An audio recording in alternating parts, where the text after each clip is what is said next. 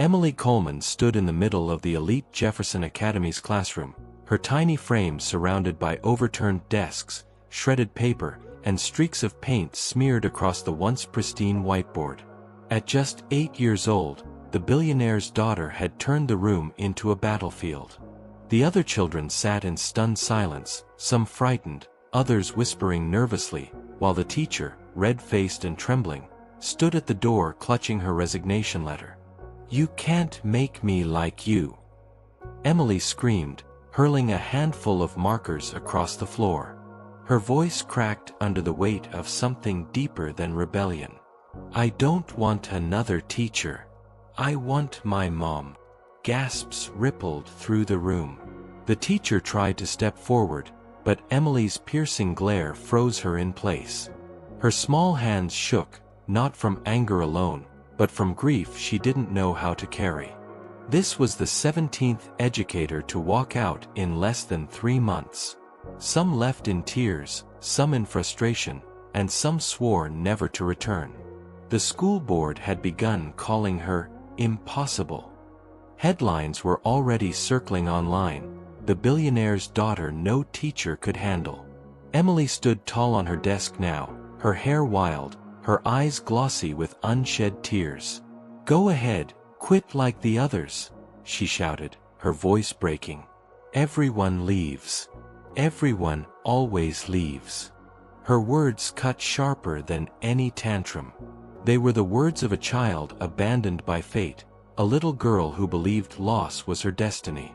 And in that moment, the last shred of patience drained from the teacher's face. She whispered, "I can't do this anymore," dropped her keys on the desk, and fled the room. The children sat frozen, wide-eyed, as Emily's defiance dissolved into silence. For a heartbeat, the room echoed with nothing but the sound of her shaky breathing. Down the hall, Principal Green exchanged a grave look with Richard Coleman's personal assistant, Daniel Brooks. "That's the 17th, she murmured. "If we can't find someone who lasts, the board will push for her removal. Even Child Protective Services is watching." Daniel rubbed his temples. "Mr. Coleman won't take this well. He's already hanging by a thread." At the center of the wreckage, Emily climbed down from the desk and hugged her knees to her chest, her bravado finally cracking. The girl the world called unfixable was just a child, terrified that no one would ever stay. But far away, in a modest apartment across town, a woman named Maya Thompson closed her laptop after reading an unusual job posting. It was for a private educator who could withstand the challenge of teaching the Coleman girl. Maya's heart beat faster. She had known this kind of pain before. She had lived it. And she wasn't afraid of a little girl's rage. She whispered to herself, "She doesn't need control. She needs someone who understands." What no one at Jefferson Academy could imagine was that within 24 hours, Maya would step into Emily's chaos, and nothing in the Coleman mansion would ever be the same again. High above Manhattan, on the 47th floor of the Coleman Global Headquarters, Richard Coleman sat at his mahogany desk staring at a glowing phone screen. His assistant, Daniel Brooks, stood nervously by the window, shuffling papers he had no intention of reading. "It's the school again, sir," Daniel said quietly. "Principal Green called twice this morning. Emily chased another teacher out. Number 17. Richard closed his eyes, pinching the bridge of his nose. A migraine pulsed behind his temples, the kind that no amount of wealth or power could silence. 17 in 3 months, he muttered. God help me. Daniel hesitated before speaking again. "And, sir, the board is asking questions. If this keeps happening, the media..." "The media already smells blood," Richard cut in, his voice tight. He turned his chair toward the glass wall that overlooked the city. Billboards, traffic, endless ambition, New York in all its restless energy, yet he felt utterly powerless. 6 months ago, his life had been perfect. A wife he adored. a daughter who laughed freely, a future that seemed invincible. Then came the accident. One phone call on a rainy night that shattered everything. His wife, Grace, gone in an instant. And Emily. Emily had never been the same. "She blames me, Daniel," Richard whispered. "She won't say it out loud, but I see it in her eyes every time she looks at me. As if I was supposed to stop that car, stop the rain, stop fate itself." Daniel shifted uneasily. He had worked for Richard for nearly a decade, seen him conquer corporations, outwit rivals, and build an empire worth billions. But this, watching a man who never lost a battle crumble under the weight of fatherhood, was something else entirely. The phone buzzed again. This time, it wasn't the school. It was Richard's lawyer. He didn't need to answer to know what the message was about. Rumors had already leaked. The Coleman heiress out of control. The tabloids were circling like vultures, and whispers about child protective services had reached his ears. "They'll try to take her from me," Richard said, more to himself than to Daniel. His voice broke. "She's all I have left, and they'll try to take her away." Daniel cleared his throat, lowering his voice. "I might have found something. A candidate. Not the usual polished resumes. This one, well, she's different." Richard turned, his eyes narrowing. "Different how?" "She doesn't have Ivy League credentials or fancy titles. No doctorate in child psychology. But she sent a letter instead of a resume. Honest. Raw. She's been through things, sir. The kind of things Emily is going through now." Richard frowned, skeptical. And why would someone like that want to step into this mess? Daniel hesitated, then handed him the letter. It was written in simple, unadorned handwriting. Richard read silently. "Your daughter doesn't need another teacher. She needs someone who knows what it feels like when the world collapses and nothing makes sense. I was that child once. And I survived. If you'll let me, I'll help her survive too." Richard read the words again, slower this time, as if each sentence carried a weight heavier than gold. For the first time in months, something flickered in his chest. Not quite hope, but the faint outline of it. "Who is she?" Richard asked quietly. "Maya Thompson," Daniel replied. 32. Former foster child. 8 years of teaching experience. She's not like the others. Richard leaned back in his chair, staring at the letter. His empire could buy him anything, except his daughter's trust. But maybe, just maybe, this woman could. He didn't say it out loud, but deep down he knew, if Maya failed, there might not be an 18th chance. And that thought terrified him more than anything. The Coleman mansion rose like a fortress at the edge of Westchester County, its white stone walls gleaming against the late afternoon sun. Dozens of windows reflected the sky, but inside, silence weighed heavy, broken only by the occasional echo of Emily's footsteps upstairs. Richard Coleman stood at the front door, his tie loosened, exhaustion written in every line of his face. When the bell rang, he opened it with the caution of a man who had already seen too many people come and go. There she was. Maya Thompson, 32. Dark curls framed her warm, steady face. She wore a navy blazer over a simple dress, nothing flashy, nothing desperate to impress. Yet there was a calm authority in her posture, the kind that spoke louder than any credential. "Mr. Coleman," she said, her voice even, carrying a gentleness that felt strangely disarming. "Thank you for giving me the chance to come." Richard studied her, searching for arrogance, fear, or naive optimism, what he usually found in candidates. But Maya's eyes carried something else, a depth, a history. He led her into the grand foyer. The marble floors, crystal chandelier, and endless staircase seemed designed to intimidate, yet Maya glanced instead at the framed photos on the wall. Pictures of Emily as a toddler on her mother's lap, a family picnic by the Hudson, Richard holding Grace's hand at a gala. "You're not looking at the art," Richard said, almost surprised. She turned to him. "Art can be replaced. These can't." For a moment, Richard couldn't speak. They settled into the library, where sunlight streamed across rows of leather-bound books. Daniel quietly slipped away, leaving them alone. "Before we begin," Richard started, his tone sharp, "I need you to understand the reality here. 17 teachers have walked out in 3 months. Emily is not easy. She's angry, defiant, and she's grieving," Maya interrupted softly. Richard froze. He wasn't used to being cut off, certainly not by someone interviewing for a job. But there was no arrogance in her tone, just truth. Maya leaned forward, folding her hands. "Mr. Coleman, I don't have a degree in child psychology. I don't have a golden resume. What I have is experience. 8 years teaching children who carried more pain than homework.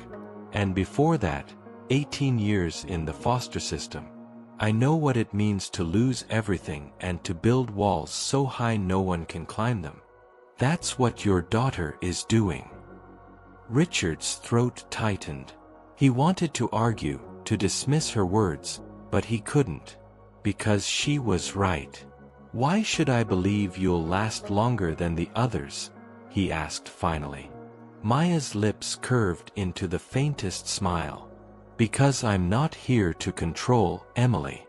I'm here to see her. And children who feel seen don't have to scream so loud." Richard stared at her, shaken by the simplicity of it. No polished theory, no promises of quick fixes. Just presence. At that moment, a loud crash echoed from upstairs. Richard winced. "She's at it again." But Maya only rose calmly from her chair. "Then let's not waste time talking, Mr. Coleman. Let me meet your daughter."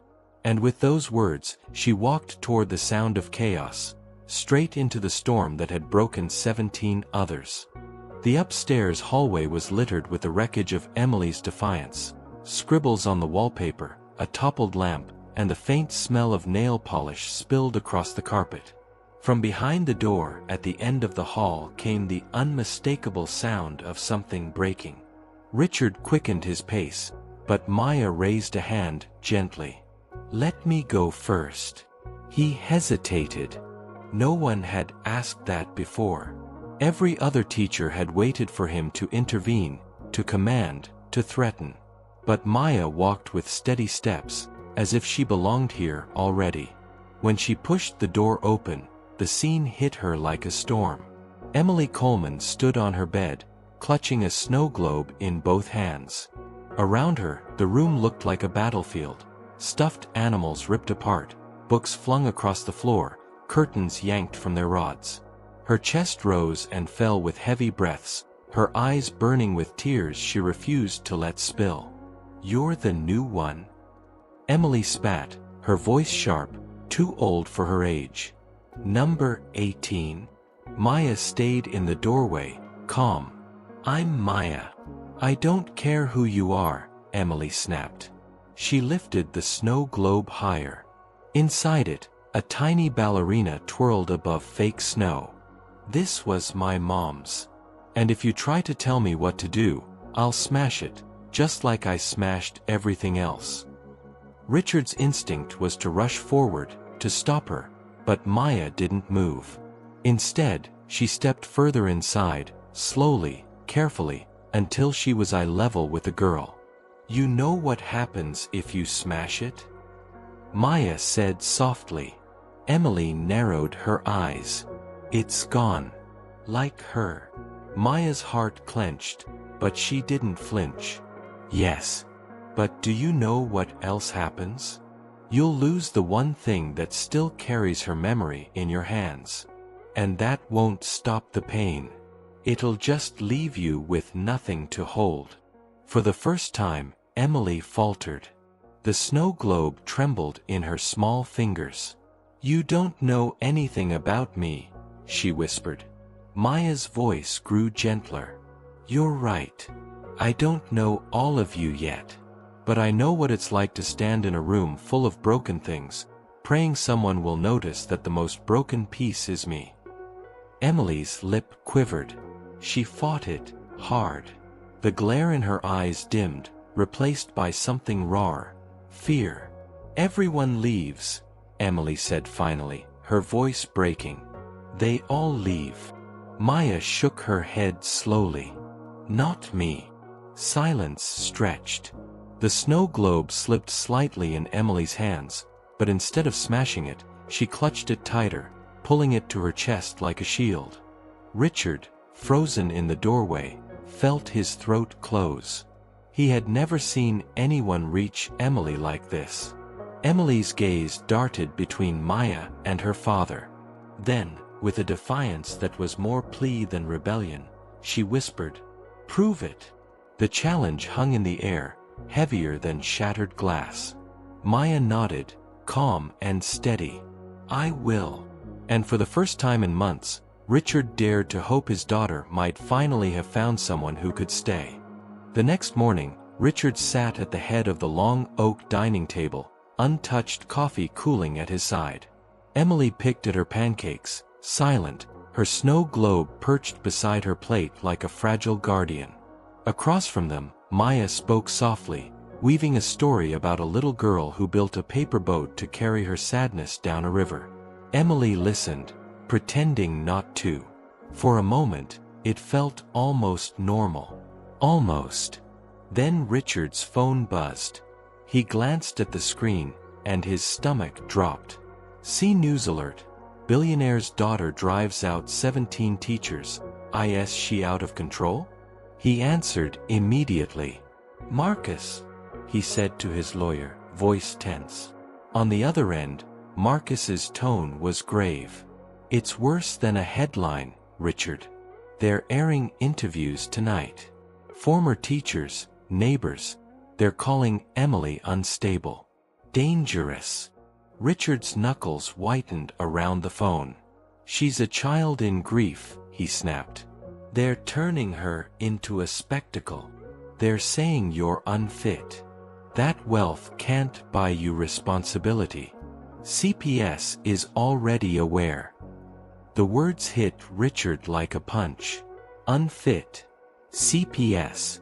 The threat hung heavy, darker than any corporate rival he'd ever faced. This wasn't about stock prices. This was about losing his daughter. Emily's fork clattered onto her plate. "What are they saying about me?" she asked, her voice small but sharp. Richard froze, but Maya leaned forward gently. "Sweetheart, sometimes people who don't know us make up stories because they don't understand the truth." Emily's face crumpled. "They think I'm a monster." "No," Maya said firmly, her voice steady as an anchor. "I see a brave girl who's hurting. That's not a monster, that's someone with a heart too big for her pain." Tears spilled down Emily's cheeks, but she didn't hide them this time. She turned to her father. "They're going to take me away, aren't they?" Richard reached for her hand, his own trembling. "I won't let that happen," he promised, though fear gnawed at the edge of his words. Maya placed her hand over both of theirs. Her tone was calm, but her eyes burned with conviction. "Then we face this together. Not as billionaire and employee. As a family. If the world wants to watch, then let them. We'll show them who Emily really is." Richard searched her face, stunned by the quiet certainty in her voice. For months he had been drowning in guilt, in headlines, in failure. But now, sitting across from Maya and Emily, he felt something unfamiliar but undeniable. Strength. That night, The Coleman mansion would glow under the harsh lights of media scrutiny. The world would judge them, dissect them, tear at their wounds. But within these walls, a fragile alliance had been born. And the storm outside would either destroy it, or prove that Emily Coleman was never the monster they painted her to be. 2 days after the news broke, the Coleman mansion no longer felt like a home.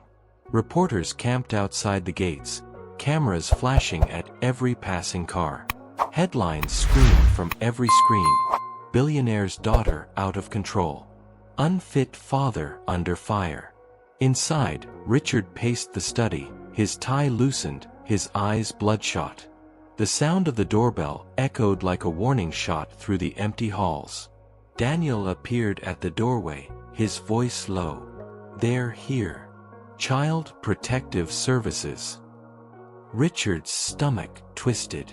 For all his billions, he felt powerless. This wasn't a deal to negotiate. This was his daughter's future. Maya placed a hand on his arm, steadying him. "Remember, we don't have to prove perfection. We just have to show the truth." Richard met her gaze. Her calmness unnerved him, but it also kept him from unraveling. At the door stood Ms. Alvarez, a seasoned social worker with sharp eyes that had seen every shade of neglect and pain. She stepped inside, clipboard in hand. "Mr. Coleman, I've been assigned to evaluate your household after multiple complaints. This will not be a brief visit. I need to see Emily, her environment, and her interactions. All of it." Richard opened his mouth, but no words came. Maya gently spoke instead. "Of course. Please, come in. Spend the day. You'll see who Emily really is." They found Emily in the sunroom, clutching her snow globe while pretending to read. When Ms. Alvarez introduced herself, Emily shrank back. "You're here to take me away, aren't you?" Emily blurted, her voice trembling. The air froze. Richard's heart cracked open. "No, sweetheart," he started, but his voice broke. Maya crouched beside Emily, her tone soft but unshakable. "She's here to understand. And you don't need to hide who you are. Show her what makes you, you." For the next hours, Ms. Alvarez observed everything. Breakfast preparation, Emily laughing as Maya taught her how to crack eggs without spilling shells. Study time, Emily actually finishing her math problems with Maya's gentle encouragement. Playtime, Emily building a tower of blocks taller than herself, then inviting Maya to help make it stronger. Still, Ms. Alvarez took notes with an unreadable expression.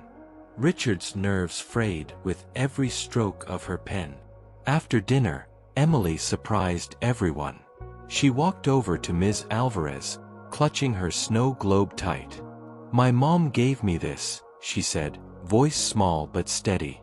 "I break things sometimes. I scream. I make people leave. But Maya, she doesn't leave." Ms. Alvarez looked up sharply. Emily continued, her eyes shining with tears. "She tells me I'm not broken, just hurting. Is that true?" Silence filled the room. Richard's chest ached. Maya placed a hand on Emily's shoulder. "It's true. And it always will be." For the first time that day, Ms. Alvarez's stern face softened. She closed her clipboard slowly. "I've seen enough," she said. Richard's pulse thundered. "And?" Ms. Alvarez glanced at Emily, then at Maya, then finally at Richard. "I don't see an unfit home. I see a grieving child. And I see adults willing to fight for her healing. That matters." Relief washed over Richard, so strong his knees nearly buckled. But Ms. Alvarez's next words pulled the air back out of the room. "That said, the board will require ongoing supervision. One visit is not enough. Your family's under a microscope now. One misstep, and the decision could change." As the door closed behind her, Richard slumped into the nearest chair, his head in his hands. Maya's voice cut through the despair, low and resolute. Then we give them no reason to doubt. We'll turn this house of grief into a house of proof. Emily climbed into her father's lap, snow globe still clutched tight. Promise you won't let them take me, Daddy. Richard kissed the top of her head, his voice breaking. Never. Not as long as I breathe. And in that fragile moment, Maya knew the storm wasn't over. It was only gathering strength. For a brief moment, life inside the Coleman mansion began to feel lighter. Emily laughed more often, her outbursts shorter, her walls starting to crack under Maya's patience. Even Richard allowed himself to believe, if only for a heartbeat, that healing was possible. But storms rarely pass so easily. One evening, as the family prepared dinner together, Emily proudly flipping pancakes while Maya guided her hands, Richard's phone buzzed with a flood of notifications. His face paled as he opened one. Breaking news. Exclusive footage inside the Coleman mansion. A grainy video filled the screen. Emily's voice screamed through the speakers. Everyone leaves.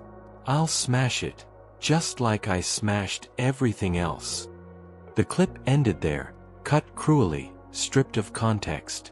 Within minutes, the internet had its verdict. Coleman heiress unstable. Father in denial. The video spread like wildfire, millions of views, thousands of comments calling Emily spoiled, dangerous, a lost cause. News anchors dissected every second, asking if Richard Coleman's billions had blinded him to his daughter's true nature. Richard felt the walls close in. They twisted it, he muttered, his voice shaking. They turned her grief into a spectacle. Emily stared at the phone screen in horror. That's me, she whispered, her small hands trembling. That's me. They hate me. Richard reached for her, but she pulled away, curling into herself, sobs tearing through her chest. I told you, Daddy. I'm broken. Everyone knows now. Everyone will leave. The room spun with panic. Richard's empire had taught him to fight back, to silence rumors with power and money. But this wasn't a hostile takeover, this was his daughter's heart, bleeding in front of him. It was Maya who moved. She knelt beside Emily, her voice low but fierce. Look at me, Emily. Through tears, the little girl lifted her gaze. They showed the world a lie. But the truth is sitting right here. You are not broken. You are brave. And brave doesn't mean never crying. It means facing the world even when it tries to tear you apart. Emily shook her head violently. No one believes that. Then we'll make them believe it, Maya said, steady as stone. Richard looked at her, bewildered. How? Maya's eyes burned with resolve. We don't hide. We don't run. If the world wants to watch Emily fall, then we show them how she rises. Together. Outside, the cameras flashed. The world waited for the Coleman family to collapse. But inside those walls, a quiet decision had been made. The storm would not define Emily's story. It would become her turning point. The mansion was quieter than usual that night, but the silence wasn't peace, it was anticipation. The news cycle still swirled with Emily's distorted outburst, and Child Protective Services had scheduled a public hearing with the school board to assess the child's environment. Cameras would be waiting. The world would be watching. Emily sat curled on the living room sofa, her snow globe pressed tight against her chest. Her eyes were swollen from crying, her voice hoarse. They'll never believe me, she whispered. They'll just see the video. Richard sat across from her, shoulders slumped, a man who had stared down boardrooms and rivals but couldn't face his daughter's despair. If I had protected you better, he murmured, none of this would have happened. For the first time, his armor cracked. "Emily, I blamed myself for your mother's death. I thought if I buried myself in work, I could keep the pain from swallowing me. But it hurt you instead. And I'm sorry. I'm so sorry." Tears spilled down Emily's cheeks, and for the first time, she let her father's arms close around her without pulling away. Maya watched from the doorway, her heart aching. She stepped closer, her voice gentle but firm. "Emily, the world saw you at your worst. Tomorrow, we let them see the truth." Emily shook her head. "I can't. I'll mess it up.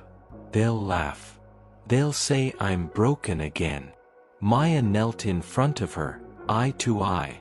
"Then hold this," she said, placing her hands around the snow globe Emily clutched. "When you speak, don't think about them. Think about her, your mom. Tell the world what she meant to you, what you miss, what you love. That's the truth they can't twist." Emily's lip trembled.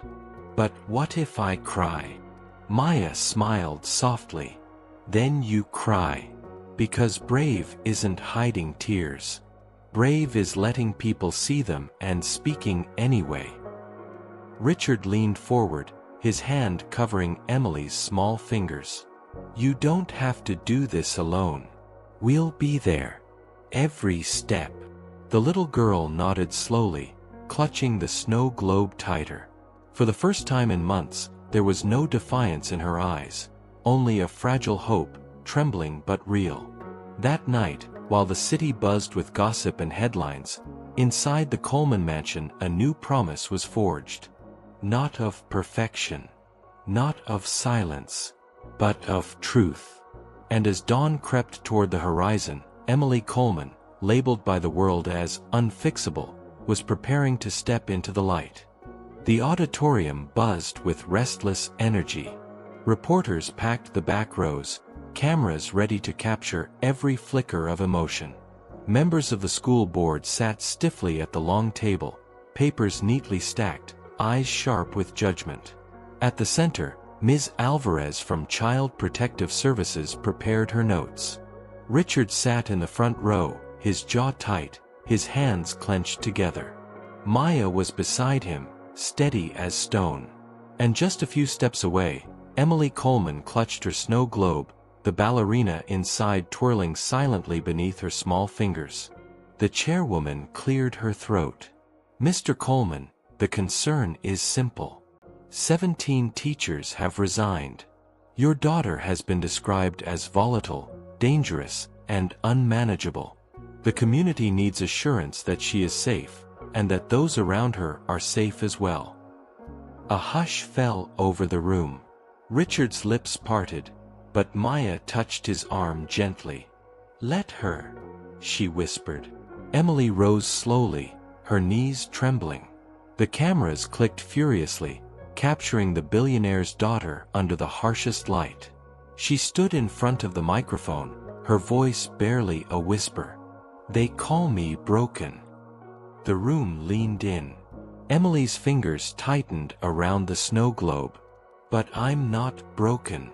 I'm sad. My mom died 6 months ago, and I don't know what to do with the pain. So I scream. I throw things. I push people away. Because if they leave first, it won't hurt as much." Her voice cracked, tears streaming down her cheeks. But then, Maya didn't leave. She stayed. Even when I yelled. Even when I tried to make her hate me. She told me I wasn't a monster. Just a girl who misses her mom. The room was silent now, the weight of her words pressing against every heart.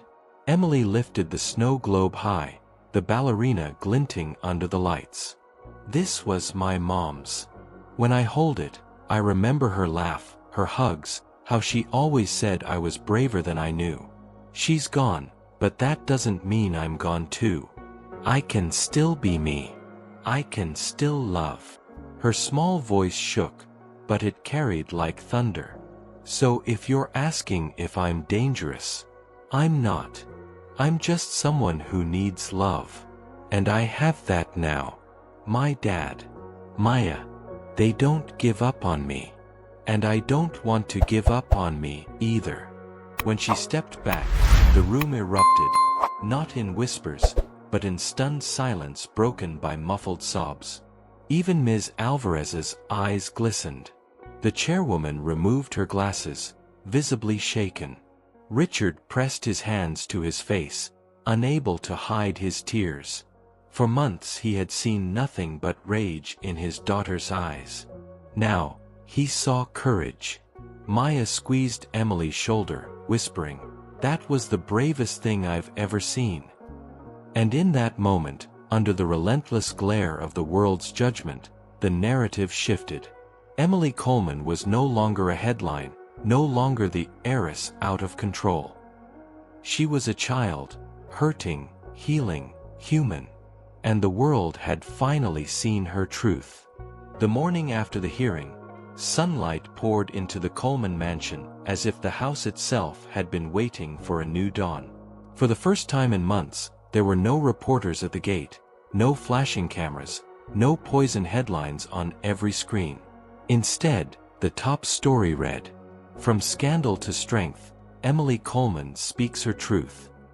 At breakfast, Emily sat at the table in her pajamas, hair tangled, eyes still red from the night before, but her smile was shy and real.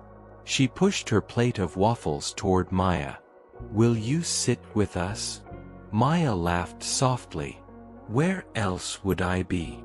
Richard watched them, his chest tightening with something unfamiliar, peace. For so long, he had feared each day would bring another collapse. Now, he saw his daughter eating, smiling, breathing without the weight of shame crushing her shoulders. Later that week, Emily returned to Jefferson Academy. Students who once whispered about the troublemaker heiress now gathered around her locker, curious and cautious. A younger girl with pigtails approached timidly. "My mom died last year too," she whispered. Emily froze, then held up her snow globe. "It hurts, right?" The girl nodded. "Want to sit with me at lunch?" Emily asked. And just like that, a bridge was built. Meanwhile, Richard began cutting his hours at Coleman Global, stepping away from endless boardroom battles to be home for bedtime stories and weekend walks. For the first time since Grace's death, he allowed himself to live as more than a CEO. He allowed himself to be a father. But the greatest change came quietly. One evening, Emily tugged on Maya's sleeve. "You didn't just help me. You helped Daddy too." He laughs now. Maya's eyes softened. Sometimes healing one heart makes another remember how to beat.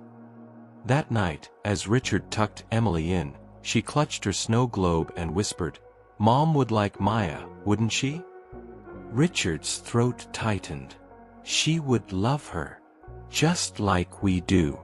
Down the hall, Maya stood in the doorway, watching father and daughter rediscover each other. She knew the storm hadn't vanished. Grief never disappears. But she also knew they had learned how to stand in the rain together, instead of drowning alone. For the first time in 6 months, the Coleman mansion didn't feel like a fortress under siege. It felt like a home. And though the world had once called Emily Coleman unfixable, those who truly knew her now understood the truth. She wasn't broken. She was brave.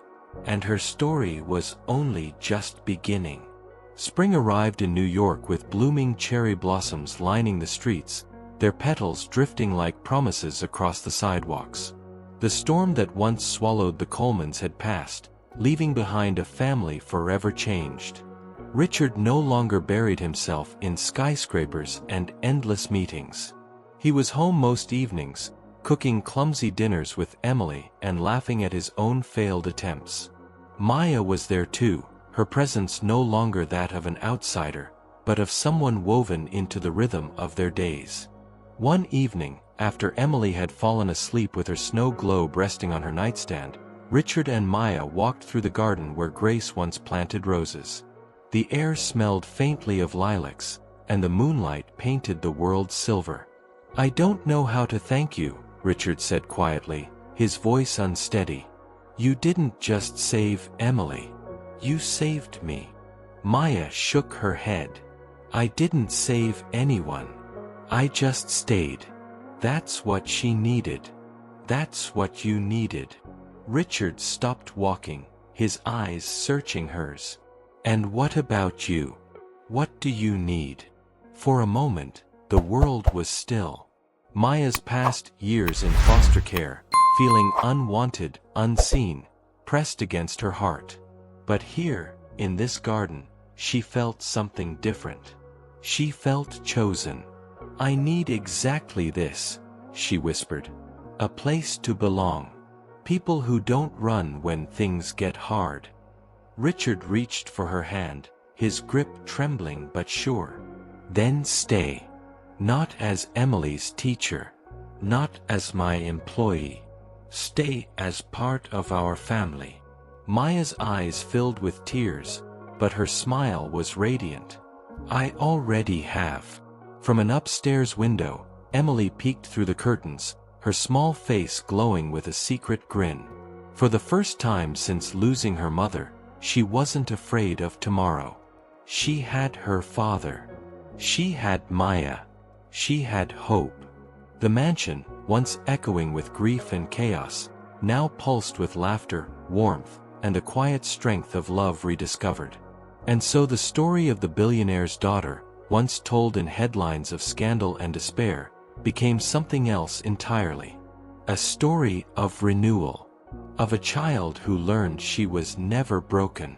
Of a father who remembered how to be whole. And of a woman who turned loss into belonging, and strangers into family.